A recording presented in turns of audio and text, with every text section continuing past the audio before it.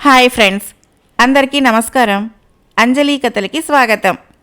కాశీ మజిలీ కథలు 82వ భాగం. ఒకనాటి ఉషోదయ వేళ ఘటికాచలం అనే నగరంలో కృతవర్మ ఒక గృహస్థుని వీధి అరుగు మీద కూర్చొని, విధి ఎంత బలీయమైనది, గొప్పవారింట్లో పుట్టినప్పటికీ సుఖపడలేకపోయాం, కన్నవారిని బాధపెట్టి ఇల్లు వదిలి వచ్చేశాం, కళావతి రూపవతి మమ్మల్ని కలుసుకుంటామన్నారు. వాళ్ళు బయలుదేరటానికి తగిన అవకాశం దొరికిందో లేదో సోమ భట్టారకుని ఇంటికి యజ్ఞదత్తుడు వచ్చాడని విని ఇద్దరం వెళ్ళాం.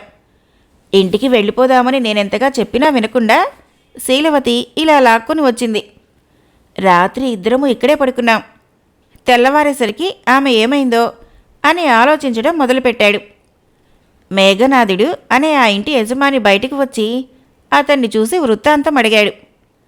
అతను తన వివరాలు చెప్పి, అయ్యా, ఇక్కడ మృగాల బెడద లేదు కదా, రాత్రి నేను నా స్నేహితుడు ఇద్దరము ఇక్కడ పడుకున్నాం, తెల్లవారేసరికి అతనేమయ్యాడో తెలియట్లేదు అన్నాడు. దానికి ఆ ఇంటి యజమాని, నాయనా, ఇక్కడ మృగాల బెడద లేదు, మీరేం చదువుకున్నారు, ఇంకా ఏం చదువుకోవాలని కాశీకి వెళుతున్నారు అని అడిగాడు. కృతవర్మ వినయంగా సమాధానాలు చెప్పాడు. ఆ ఇంటి యజమాని సంతోషించి, మేము బ్రాహ్మణులమే, మా నాన్నగారు చాలా ఆస్తి సంపాదించారు, నేను కూడా దాన్ని వృద్ధి చేశాను, నేను కొన్ని నాటకాలు రాసి ప్రదర్శిస్తున్నాను, ఇప్పుడు నాటక సమాజంతో దేశాటనం చేయాలనుకుంటున్నాను, మాకు కొందరు స్త్రీ వేషధారులు కావాలి, మీరు మా సమాజంలో చేరితే మీ విద్య మాకు ఉపయోగపడుతుంది, కాశీ ప్రయాగ వంటి నగరాలు తిరుగుదాం, మీ ఖర్చులన్నీ మేమే భరిస్తాం, దయచేసి మాతో రండి అని అడిగాడు. దానికి కృతవర్మ, అయ్యా, మాకు నాటకాలంటే ఇష్టమే, కొన్నాళ్ళు మీతో తిరిగి మాకు చేతనైన సహాయం చేస్తాం, నాటకాలు రాయటము, అవసరమైతే వేషధారణ కూడా చేస్తాం, మాకు వేతనం అక్కర్లేదు, నా స్నేహితుడిని వెతికి తెప్పించండి చాలు, అతను నాకన్నా అందమైనవాడు అన్నాడు. దానికి మేఘనాథుడు సంతోషించి అతన్ని వెతకటానికి అప్పటికప్పుడే మనుషుల్ని పంపించాడు. వాళ్ళు చీకటి పడే వరకు వెతికినప్పటికీ అతనెక్కడా కనిపించలేదంటూ వెనక్కి వచ్చేశారు. మీ స్నేహితుడు కాశీ రామేశ్వరాల మధ్య ఎక్కడున్నా వెతికి తెప్పిస్తాను అని అతనికి ఆతిథ్యం ఇచ్చాడు. కొన్నాళ్ళు వాళ్లతో ఉండటానికి కృతవర్మ అంగీకరించాడు. మేఘనాథుడి ఒక్కగానొక్క సంతానము వినత. ఆమెనొక సామాన్యుడికిచ్చి పెళ్లి చేసి అల్లుడిని ఇల్లరికం ఉంచుకున్నాడు. నాటకాలు సంగీత శృంగార రస ప్రధానమైనవి కావటంతో వాటిని ఆస్వాదించే మేఘనాథుడి కూతురు వినత కూడా రసికురాలైంది. ఆమె భర్త అసమర్థుడు, అస్వతంత్రుడు కావటంతో వినత స్వతంత్రురాలైంది. సంగీతము సాహిత్యము కావ్యాలంటే ఇష్టపడే వినత కృతవర్మ ఒకనాడు పాడుతూ ఉంటే విని అతన్ని చూసి ఆ క్షణమే ఆమె మోహంలో పడింది. అప్పటి నుంచి ఆమె రకరకాలుగా తన ఇష్టాన్ని తెలుపుతూ ఉన్నా కృతవర్మ ఏమీ ఎరగని వాడిలా ఉండసాగాడు. ఒకసారి కృతవర్మ ఒంటరిగా కూర్చొని రాసుకుంటూ ఉంటే వినత వింతగా చీరకట్టుకొని తలకి పట్టు వేసుకొని తనకి వైద్యం చేయమని అతడి దగ్గరికి వచ్చింది. తన చేయి చాపి పరీక్ష చేయించుకొని, నీ చేయి తగలటంతోనే నా వ్యాధి కూడా తగ్గిపోయింది అంది. ఈ మధ్య పాడిన పాటను ఒకసారి పాడమంది. తన కోరికను తీర్చమంది.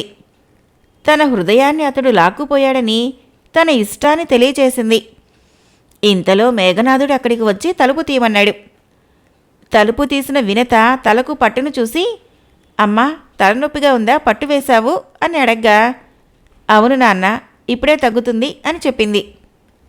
తర్వాత ఒకసారి ఆమె తరచుగా చావడిలోకి రాకూడదని, ఆమె పెద్దది అయిందని తండ్రి హితబోధ చేస్తుంటే అమాయకత్వం నటించి, నాకు కృతవర్మ దగ్గర సంగీతం నేర్పించు అని అడిగింది. కూతురు అమాయకురాలని తండ్రి భావిస్తే తండ్రినే అమాయకుణ్ణి చేశానని వినత నవ్వుకుంది. ఆమె ప్రవర్తనకు కోపగించుకున్న వినత భర్త ఆమె కృతవర్మ గదిలోకి విసిరిందంటూ ఒక పద్యం రాసి ఉన్న కాగితాన్ని మామగారికి ఇచ్చాడు. మేఘనాథుడు కూతుర్ని నిలదీయగా, నీ అల్లుడికి పట్టిన అనుమాన పిశాచం నీకు కూడా పట్టిందా నాన్న, ఎవరి చేతనో ఈ పద్యం రాయించుకుని వచ్చి నీకు చూపిస్తున్నాడు. కృతవర్మ సుఖమహర్షి కంటే ఘనుడు అని బదులు చెప్పింది. అంతలో ప్రయాణానికి ముహూర్తం దగ్గర పడగా మేఘనాథుడు నాటక సమాజంతో దేశాటనం చేయటానికి వెళ్ళిపోయాడు. అనేక పట్టణాల్లో ప్రదర్శన చేశాడు. అంతవరకు కథ చెప్పి మిగిలిన కథని తర్వాత మజిలీలో మణిసిద్ధుడు ఇలా చెప్పడం ప్రారంభించాడు. శబర దంపతుల కథ. అమ్మ తారావళి, ఆ చిదంబర యోగి వట్టి జారుడట. మంత్రోపదేశం చేస్తానంటూ కమలానే బాలయోగిని చేరదీశాడట. అతని మంత్రభస్మం ఏం పనిచేస్తుంది గాని నువ్వు చక్కగా అలంకరించుకో, నిన్ను చూశాక వాడే పెళ్లికి అంగీకరిస్తాడు అని చెప్పి కిన్నెరదత్తుని భార్య తారావళిని శశాంకుడి దగ్గరకు తీసుకువెళ్ళింది. నాయనా శశాంక, ఈమెను వివాహం చేసుకుని మన కులాన్ని ఉద్ధరించు, ఇదే నా కోరిక అని చెప్పింది. అది విని శశాంకుడి వినయంగా, అమ్మా నీ ఇష్టప్రకారమే నడుచుకుంటాను.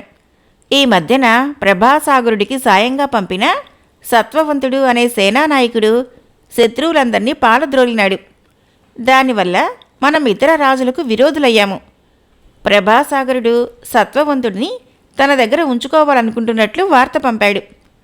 అతన్ని తీసుకురావటానికి నేను సౌగంధిగా వెళ్తున్నాను. అక్కడి నుంచి వచ్చాక ఈ విషయం గురించి ఆలోచిద్దాము అన్నాడు. దానికి ఆమె చాలా సంతోషించి తారావళికి ఏదో సైగ చేయగా ఆమె ఒక పూలదండను శశాంకుడి మెడలో వేసింది.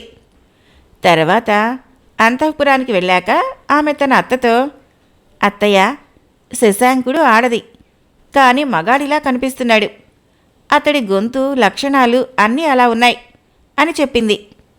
రాజపత్ని కొంతసేపు ఆలోచించి ఆ విషయం ఏమిటో పరీక్షించమని చురిక అనే దాదిని రహస్యంగా నియమించింది. సత్వవంతుణ్ణి తీసుకురావాలని శశాంకుడు పరివారంతో సహా సౌగంధిక నగరానికి వెళుతూ ఉంటే దారిలో వారికి ఒక బోయ జంట ఎదురుపడి నమస్కరించి, మహారాజా, మేము బోయవాళ్లము. మా ఒక్కగానొక కొడుకు సత్వవంతుడు. వాడెప్పుడు కొండ దిగి ఎరగడు. అలాంటి వాడిని మీరెక్కడికో పంపించారని మా వాళ్ళు చెప్పారు. వాడినేం చేశారు? మా బిడ్డ బ్రతికే ఉన్నాడా అని అడిగారు. అది విని శశాంకుడు, సత్వవంతుడు మీ కొడుకా? అతను సుఖంగానే ఉన్నాడు, చాలా మంచి దశలో ఉన్నాడు అని చెప్పి సత్వవంతుడి గురించి మరిన్ని వివరాలు అడిగాడు. దానికి ఆ బోయ దంపతులు మకరాంకుడి దగ్గర విద్యలన్నీ నేర్చుకున్నాడని చెప్పారు. అయ్యో, సత్యవంతుడిని గనక వివరాలు అడిగి ఉంటే మకరాంకుడి ఆచూకీ తెలిసి ఉండేది కదా అని బాధపడుతూ, మీరు కూడా మాతో పాటే రండి, మేము సత్వవంతుడి దగ్గరికే వెళ్తున్నాము అని చెప్పి వారిని కూడా సౌగంధికకు తీసుకువెళ్ళాడు.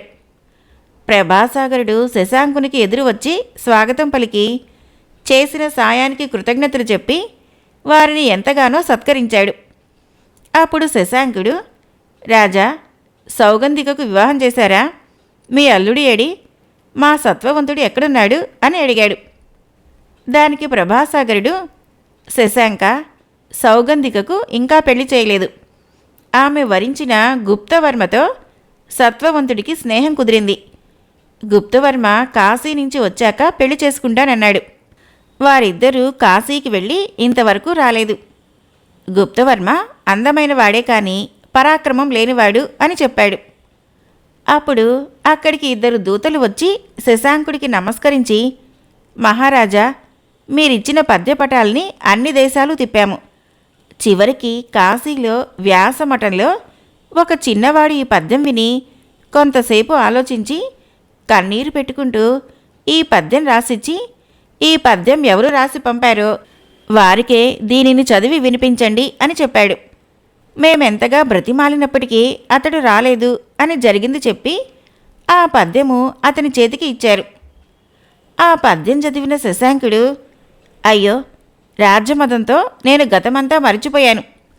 ఈ పద్యం రాసింది రూపవతి. 5 సంవత్సరాలు దాటిపోతే అంతా కాశీ చేరాలనుకున్నాం. ఇప్పటికి నా మిత్రురాళ్ళందరూ కాశీ చేరుకొని ఉండి ఉంటారు. నేను కూడా వెంటనే వెళ్ళిపోవాలి అనుకుంటూ ఆ బోయ దంపతులను వెంటబెట్టుకొని కాశీ చేరాడు. తన వారి కోసం వెతుకుతూ అక్కడ కొన్ని రోజులు గడిపాడు. ఒకరోజు దివ్య రూపాలతో వచ్చిన బోయ దంపతుల్ని చూసి, మీరింతకు ముందు మాతో వచ్చిన శబర దంపతులే అనుకుంటున్నాను. మీ రూపాలు మారిపోయి బ్రాహ్మణ తేజస్సుతో వెలిగిపోతున్నారు. మీరు నిజంగా బోయ దంపతులేనా లేక మరొకరా? దయచేసి తెలియచేయండి అని అడిగాడు. అప్పుడు శశాంకుడికి కాసరుడు ఇలా చెప్పడం మొదలుపెట్టాడు. మహారాజా, మా కథ చాలా విచిత్రమైనది. ముగ్గురం బాలురం దారిలో కలుసుకొని ఇక్కడికి వచ్చి సహాధ్యాయులమై విద్యాభ్యాసం చేశాం. తక్కువ సమయంతోనే విద్యా రహస్యాలన్నీ గ్రహించిన మమ్మల్ని మెచ్చుకుంటూ మా గురువుగారు ఒకరికి విద్యత్ కేసరి అని, ఒకరికి సోమ భట్టారకుడు అని, మరొకరికి యజ్ఞదత్తుడు అని బిరుదులిచ్చారు. యవ్వన మదము విద్యామదంతో ఒళ్ళు తెలియకుండా ప్రవర్తించి పండితులను ఎదిరిస్తూ వితండవాదాలు చేస్తూ తిరగసాగాం. ఒకనాడు మేమీ ప్రాంతంలో తిరుగుతూ ఉంటే ఒక పౌరాణికుడు ఈ తీర్థ ప్రభావాన్ని గురించి జనులు కోరిన కోరికలు సిద్ధింపజేస్తాడు కాబట్టి ఈయనని సిద్ధేశ్వరుడు అంటారని, ఈ క్షేత్రాన్ని సిద్ధతీర్థం అంటారని వివరించాడు. అది విని సోమభట్టారకుడు నవ్వుతూ, తీర్థానికి వచ్చిన వారిని మోసం చేసి ధనం లాకటానికి ఏవేవో కథలు చెబుతూ ఉంటారు. కోరికలన్నీ దేవుడే తీర్చేస్తే ప్రజలకు కృషితో పనే ఉండదు అన్నాడు. ఈ విషయం మీద మా ముగ్గురి మధ్య వాదోపవాదాలు జరిగాయి. నా వాదాన్ని నెగ్గించుకునేటందుకు నేను సిద్ధతీర్థంలో మునిగి, స్వామి సిద్ధేశ్వర, నాకు మంచి భార్య దొరకాలి. ఆమెతో అడవిలో ఉన్న స్వర్గంలో ఉన్నంత సంతోషం కలగాలి. మాకు ఒక్కడే కొడుకు పుట్టాలి. వాడు 1 సంవత్సరంలోనే విద్యలన్నీ నేర్చుకోవాలి. వాడు సత్వవంతుడై 4 వైపులా రాజ్యాలను జయించాలి. నీ మహిమతో నా కోరికలన్నీ తీరాలి అనుకున్నాను. అలా నేను కోరుకోవడం విని యజ్ఞదత్తుడు నవ్వుతూ, మిత్రమా, చాలా తక్కువే కోరుకున్నావు అని తాను కూడా స్నానం చేసి వచ్చి స్వామికి నమస్కరించి, స్వామి, ఈ విద్యత్ కేసరి కోరికను నువ్వు తీరిస్తే అతని కొడుక్కి తగిన భార్య కావాలి కదా.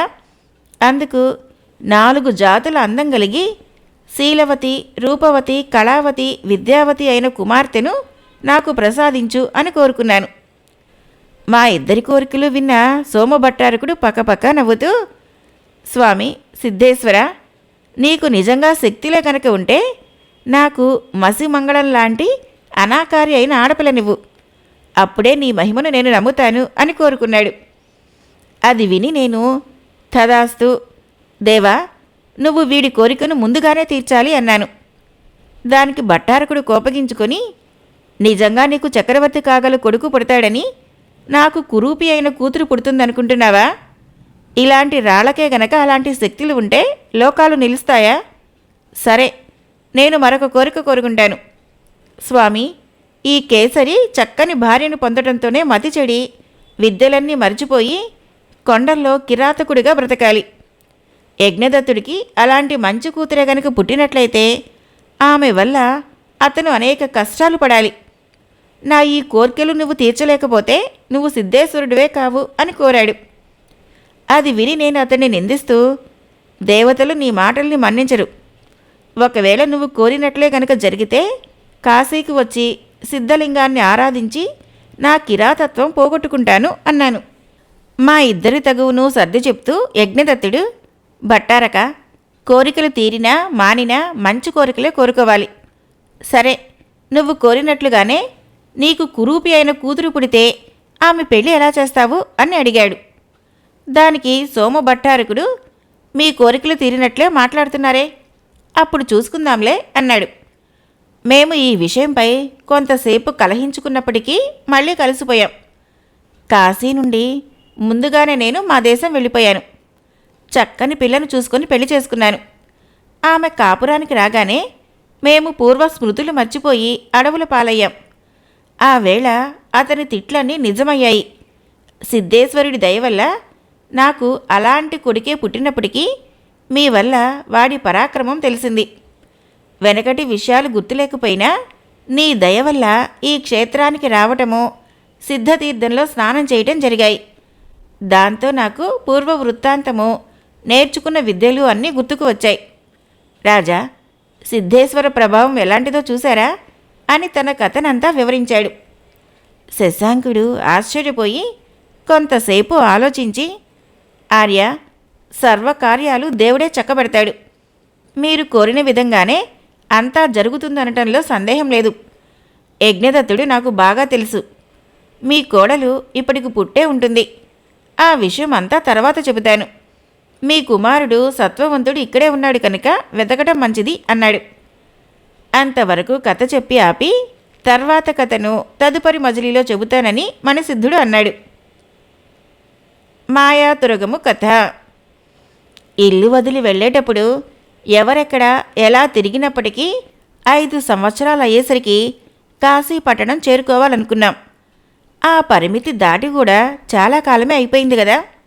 అదీగాక స్త్రీ వేషంతో తిరుగుదామంటే వ్యాసమఠంలో లాగా నిందపడాల్సి వస్తుందేమో.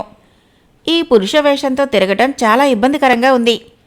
ఈ కాశీ క్షేత్రంలో తనువు చాలిస్తే పుణ్యం అనుకుంటూ మకరాంకుడి రూపంలో ఉన్న రూపవతి మణికర్ణిక ఘట్టానికి వెళ్ళి పావన గంగలోకి దూకింది. గంగా నది ఒడ్డున చల్లగాలి సేవిస్తూ సత్వవంతుడు గుప్తవర్మ విహరిస్తున్నారు. రూపవతి పావన గంగలో దూకడం చూసి సత్వవంతుడు వెంటనే వెళ్ళి ఆమెను రక్షించి, అమ్మా, నువ్వెవరివి? నీకు చావాల్సిన అవసరం ఏమొచ్చింది అని అడిగాడు. దానికి రూపవతి ముక్తి కోసం అని ముక్తసరిగా సమాధానం చెప్పేసరికి, చాలు చాలు, మా గురువు మకరాంకుడు ఆత్మహత్య మహాపాపమని చెప్పాడు. ముక్తి పొందడానికి నీకు మరొక మార్గం దొరకలేదా అన్నాడు సత్వవంతుడు. ఆ మాట విని మకరాంకుడు, నువ్వు సత్వవంతుడివా అని అడిగాడు. దానికి సత్వవంతుడు, నా పేరు నీకెలా తెలుసు? అసలు నువ్వెవరువు అంటూ ఎదురు ప్రశ్నించాడు. అంతేగాక నీ గొంతు ఎప్పుడో విన్నట్లు, నీతో బాగా పరిచయం ఉన్నట్లు తోస్తుంది. నువ్వు మా గురువు మకరాంకుడివి కాదు కదా అన్నాడు.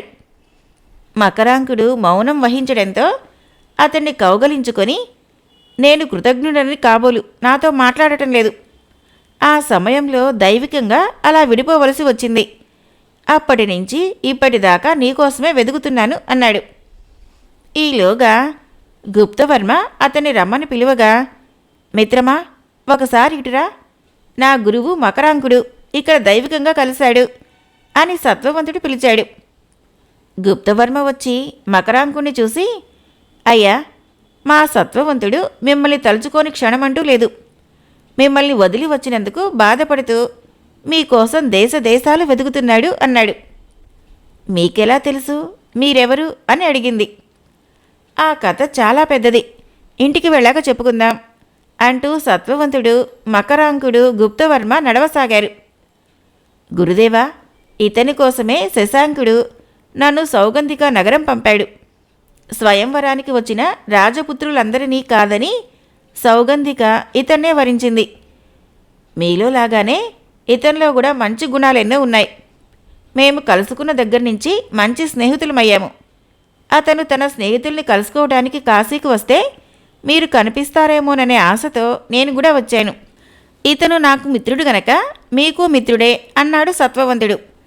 ఆ రాత్రి భోజనాలు చేసిన తర్వాత ముగ్గురు మేడ మీదకి వెళ్ళి ఈ విధంగా మాట్లాడుకోసాగారు. మకరాంక, నీ వృత్తాంతాన్ని గుప్తవర్మ తెలుసుకోవాలనుకుంటున్నాడు. నీ కథనంతా చెప్పు అన్నాడు సత్వవంతుడు. దానికి మకరాంకుడు, మిత్రమా, నీ దగ్గర నాకు రహస్యం ఏమిటి? నా జన్మస్థలము విశాలపురము. మే 4 స్నేహితులం. దేశాలు చూడాలని తల్లిదండ్రులను వదిలి వచ్చేశాం. అందరిది తలోదారి అయింది. వారిని కలుసుకోవాలని తిరుగుతున్నాను అని చెప్పాడు. అది విని గుప్తశర్మ, అయ్యా, తమరి పేరు మొదట్నుంచి ఇదేనా అని రూపవతిని ఉద్దేశించి అడిగాడు. ఆమె శీలవతి కాబోలు అని అనుమానించి, అలా అడిగావేం అన్నాడు మకరాంకుడు. గుప్తవర్మ అభిప్రాయం ప్రకారము బుద్ధిమంతులు కాలానుగుణంగా వేషభాషలు మార్చుకుంటారు. అలా ఏమన్నా శీలవతి మార్చుకున్నదేమో అని గుప్తవర్మను ఉద్దేశించి అడిగాడు మకరాంకుడు. ఈ నగరం చేరుకోవాలని వారు చేసుకున్న నియమాన్ని బట్టి గుప్తవర్మ వారెవరో పోల్చుకున్నాడు. అప్పుడు శశాంక, మకరాంకులు ఎవరో ఇట్టే తెలిసిపోయింది గుప్తవర్మకి. నిజం చెప్పకుండా నన్ను ఇంత వేధిస్తావా రూపవతి అంటూ ఆమెను గుప్తవర్మ కౌగిలించుకున్నాడు. శీలవతి, నువ్వే మకరాంకుడివని తెలియక తొట్రుపాటు పడుతున్నాను అంటూ రూపవతి ఆమెను కౌగలించుకుని దుఃఖించసాగింది. అది చూసి సత్వవంతుడు ఆశ్చర్యపోతూ, రూపవత, ఆమె ఎవరు? మీరు దుఃఖించడానికి కారణమేమిటి అన్నాడు. శీలవతి, కళావతి, విద్యావతి, రూపవతి అనే పేర్లున్న మేము నలుగురము స్నేహితురాళ్ళము. మాలో శీలవతి, విద్యావతులకు పెళ్లి చేయాలని తల్లిదండ్రులు తలపెట్టడంతో అందుకు అంగీకరించగా వాళ్ళని ఊరు దాటించి నదిలో పడిపోయారని చెప్పి కళావతి, రూపవతి అనే మాలో ఇద్దరు ఆప్తులందరినీ కష్టాలు పాలు చేశారు. వారిలో నేను శీలవతిని, ఈమె రూపవతి. దేశాటనం చేయాలన్న మా అభిలాష కొద్దీ నేను, విద్యావతి పురుష వేషాలు వేసుకున్నాం. గుర్రంపై తెల్లవారేసరికి చాలా దూరం వెళ్ళిపోయాం. సోమ భట్టారకుల వారి ఇంట విద్యాభ్యాసం అనే నెపంతో చేరి స్నేహితురాల కోసం ఎదురుచూశాం. ఆయన కురూపి కుమార్తె పరిణయానికి మా తండ్రి యజ్ఞదత్తుడు రావటంతో ఆయనకెందుకో వైరాగ్యం కలిగిందని చూచాయిగా గ్రహించి అక్కడి నుంచి పారిపోయాం. మేము చేరిన ఊళ్ళో విద్యావతికి ఒకచోట గాఢంగా నిద్రపోయినా నాకు నిద్ర పట్టలేదు. అర్ధరాత్రి ఓ గుర్రం అటుగా పరిగెత్తడమో, కొందరు దాన్ని పట్టుకోండి అని తరమటమో చూసి ఎట్టకేలకు దాని వెనక వెళ్ళి దాన్ని స్వాధీనం చేసుకునేసరికి అది నన్ను సౌగంధికా నగరం పొలిమేర్ల వరకు తెచ్చేసింది. నేను దాన్ని దిగి విశ్రాంతి తీసుకొని ఊళ్ళోకి వెళ్ళాను. అక్కడ చిత్రశాలలో సౌగంధిక అనే రాజపుత్రిక స్వయంవరం జరిగి ఆమె నన్నే వరించింది. నన్ను పురుషుడనుకొని వరించినా ఆమెను తప్పించుకొని యాత్ర నెపంతో బయటపడ్డాను. ఆమెపై కోపగించిన రాకుమారులంతా కోటను ముట్టడించారు. మీ సాయంతో ఆ ఆపద అంతమైంది. కృతవర్మ పేరుతో ఉన్న విద్యావతి ఏమైందో అనేసరికి రూపవతి కూడా తాను ఇల్లు వదిలింది మొదలు అంతవరకు జరిగిందంతా వివరించింది. అంతలోనే తెల్లవారింది. అప్పుడు రూపవతి, శీలవతక్క, ఆ మధ్య ఎవరో ఒక పద్యం తీసుకొచ్చి చదవగా అది కళావతే రాసిందని ఆమెను రమ్మని నేను బదులు పద్యం రాశాను. మన సకురాళ్లంతా ఇక్కడికి చేరుకునే ఉంటారు. కాశీపట్నంలోనే జాగ్రత్తగా వెతికితే కనిపించకపోరు అంది. కాశీ మజిలీ కథలు 82వ భాగం సమాప్తం. ఫ్రెండ్స్, నా కథలు నచ్చినట్లయితే మన ఛానల్ని తప్పకుండా సబ్స్క్రైబ్ చేయండి, లైక్ చేయండి, షేర్ చేయండి, కామెంట్ చేయండి. Thank you.